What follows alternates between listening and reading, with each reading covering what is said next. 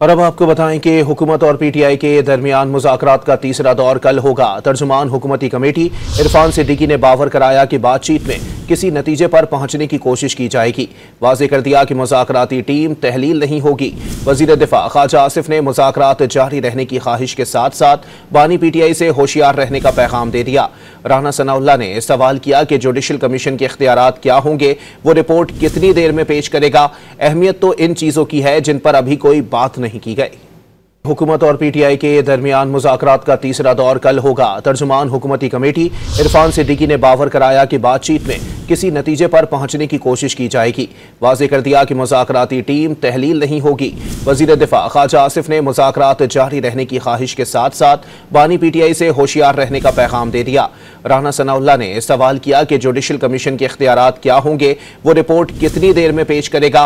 अहमियत तो इन चीज़ों की है जिन पर अभी कोई बात नहीं की गई।